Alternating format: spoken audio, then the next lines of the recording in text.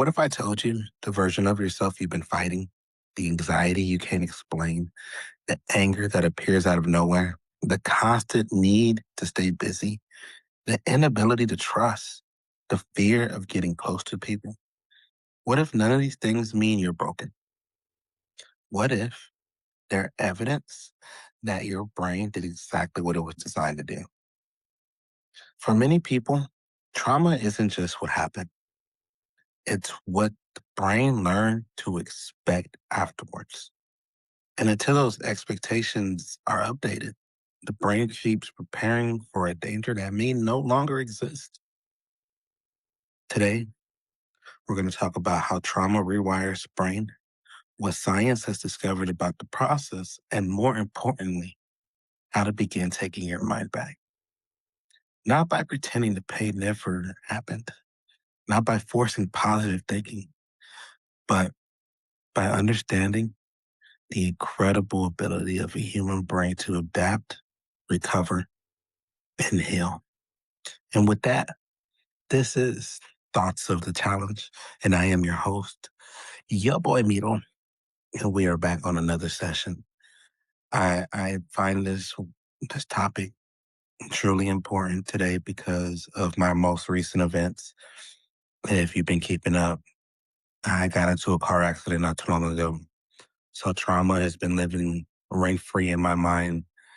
And this topic has been a very big and clear understanding of what people go through, what I have gone through, and what I'm still going through. When people hear the word trauma, they often think about war, abuse, or catastrophic accidents. Those are certainly traumatic experiences, but trauma can only come from repeated emotional neglect, chronic bullying, growing up in an unpredictable home, losing someone unexpectedly, or living under constant stress. Two people can experience the same event and respond differently. Why? Because trauma isn't defined only by the event itself. It's also influenced by how overwhelming the experience was, whether the person felt helpless or whether they had support afterwards. Trauma is less about what happened and more about what the nervous system learned from what happened. See, I'm coming to understand that though I got into this accident and though things are treating me in a dramatic way, my body is still recuperating. My mind is still seeing things that aren't happening, but I'm allowing that to live longer than it's supposed to. But it's also hard to kick back when the brain is in a constant way of trying to remind you that this is our only way of staying safe.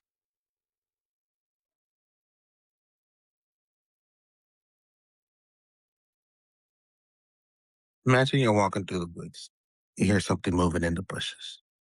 Before you even identify the sound, your heart races, your muscles tense, your breathing changes. This happens because one small part of the brain, the amygdala, acts like an alarm system. The job isn't to make you happy, it's to keep you alive. When it detects possible danger, it activates the body's stress response. In a genuine emergency, that's exactly what you want. The problem begins when the alarm keeps ringing after the emergency is over. Research has shown that many people with significant trauma histories have heightened activity in brain regions involved in threat detection, while brain networks that can help regulate emotions and evaluate context may become less effective. This doesn't happen to everyone in the same way, but it helps explain why some people feel constantly on edge. This is one reason why trauma informed therapy often focuses on rebuilding a sense of safety rather than simply thinking differently. Here's where many people become trapped. At first, hypervigilance is survival. Later, it becomes personality. Being emotionally distant once protected you, now isolates you. Always expecting disappointment once prevented heartbreak. Now it prevents connection. Constantly working may have once been your way of avoiding painful emotions. Now you don't know how to rest. Your brain isn't trying to sabotage your life. It's repeating the tragedy that once helped you survive. The tragedy is that survival strategy often outlives the danger they were built for. The story we all know. Picture a smoke detector. When it's working correctly, it sounds only when there's fire. Now imagine someone burns toast. The alarm goes off. Someone cooks bacon. The alarm goes off. Steam from the shower. The alarm goes off again. Eventually, everyone becomes exhausted. The smoke detector isn't evil. It's only sensitive. Trauma can create something similar in the nervous system. A raised voice may feel like danger. Silence may feel like rejection. Being ignored may feel like abandonment. A small disagreement may trigger panic. The brain isn't seeing today's situation clearly, it's comparing it to yesterday's wounds. Now, what science tells us? Neuroscientist Dr. Bruce McEwen spent decades studying stress and described the idea of holistic load, the wear and tear on the body and brain that can accumulate when stress is chronic. Research have also found that trauma can affect memory, attention, emotional regulation, and the body's stress system. At the same time, studies constantly show that the brain remains capable to change throughout life. Research often involves new experiences that repeatedly teach the nervous system you are safe now. That's neuroplasticity in action. Not overnight, not by willpower alone, but through repeated experiences of safety, connection, and healthy challenges. I'm going to give you 3 steps to take your mind back. A lot of these patterns and guidelines will be repeated throughout our times together in this podcast, but it is important to remember that we give you 3 steps to work with. We give you something that you can evolve into your life and that is capable for everyone and anyone to attach into their everyday living. Step 1, separate yourself from the survival pattern. The first step is realizing I have this response, not I am this response. There is a huge difference. Instead of saying I am an anxious person, try saying my nervous system has learned to expect danger. That single shift creates space. Space is where healing begins. Ask yourself, what reactions do I keep calling my personality? Could it actually be something my brain learned to do? You hear this a lot from people who suffer from anxiety and depression, and they keep reminding themselves that they're anxious and depressed. And in this reminder, it keeps this badge of honor alive when truly, if you ask yourself where it came from, how it came to be, and what you can do to overcome it, you start to overpower the sense of anxiety and depression, and you start to see yourself in a sense that you're more than just these big titles. So ask yourself, what reaction do I keep calling my personality? And could it actually be something my brain learned to do? Step 2, teach your nervous system safety. Healing isn't only about insight, it's about experience. The brain updates itself through repeated evidence, sleep, movement, healthy relationships, breathing exercise, mindfulness, therapy, time in nature. These practices don't erase trauma. They help the nervous system experience moments where nothing bad happens. Each safe moments become another data point, another vote, another lesson for the brain. Ask yourself, when's the last time I truly felt safe? And ask, what people or place help my body relax instead of brace itself? A lot of times this comes over time.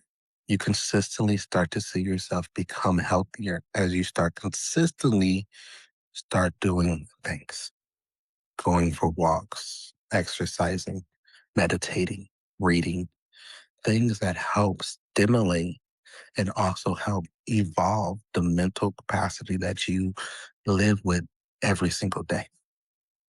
You can't continue in a place of negative if you don't start seeing a positive attribute. So if you got to get out and you got to move around, you got to start seeing the world, you got to start understanding that nothing is nothing. And that places can become more once you start to make those places more. Step 3, build a new identity through action. Many people wait until they feel confident before acting. The brain usually works in the opposite direction. Action creates evidence. Evidence creates belief. Belief strengthens identity. Don't wait to feel fearless before speaking. Speak gently. Don't wait to feel worthy before caring for yourself. Care for yourself anyway. Don't wait until you believe you changed. Practice becomes the person you're building. Every repetition is another thread woven into your nervous system. Ask yourself, what would the healthiest version of me do today? And what's one action I could take before my fear has time to argue? You hear this a lot when it comes to the self-healing, when it comes to every podcast that you listen to, probably when it comes to this kind of studying. You have to act before you do. You have to you have to do these things that you're scared of doing before knowing it's capable. Before you don't come after the fact. You become because you know you are that person. You know that you've done this. You know that you can do this. You know that you are going to do this. And before you even see the multitude of what that looks like, you have to start feeling it now, even if it's uncomfortable, even if it's unknowingly, even if it's not there yet. You hear this a lot when it comes to building wealth or building a career, building a sense of understanding. You have to have that sense of desire now, not later. So what would the healthiest version of me do today? And what's one action I can take before my fear has time to argue? Truly ask yourself. The greatest weapon against stress is our ability to choose one thoughts over another. A good life is a process, not a state of being. And remember, what fires together, wires together. Maybe you spent your years trying to outrun your past. Maybe you blamed yourself for reactions you never chose. Maybe you've carried shame for a brain that was simply trying to protect you. But here's the beautiful truth. Your brain learns survival. That means it can also learn safety. It learned fear. It can learn trust. It learned isolation. It can learn connection. Healing does not erase the history. It changes your relationship with it. The scars may remain. They no longer have to steer the wheel. Your trauma may explain some of your reactions. It does not get to write the ending of your story. Every day you choose awareness over autopilot, compassion over shame, connection over isolation. You aren't denying your past. You're teaching your brain that the future does not have to look like it. And that may be the bravest thing a human being can do. I want to ask you all today to really take a sight inside of your trauma, inside of your minds that continue to live out a life where you are scarce, where you are in denial, if you can't see yourself beyond. And I want to ask you all to really take moments of your day to try to heal those parts of your brain, those parts of your spirit so you can start progressing in life that you never thought you could get past, that you never thought you can get beyond. As I went through this incident recently, I'm starting to really see myself and why I felt that the need of this moment was important. I asked God for a break and he gave me 2 weeks off. I asked God for a moment of understanding and he put me in a car accident. I asked God for truth and he gave me the truth that lies deep within myself.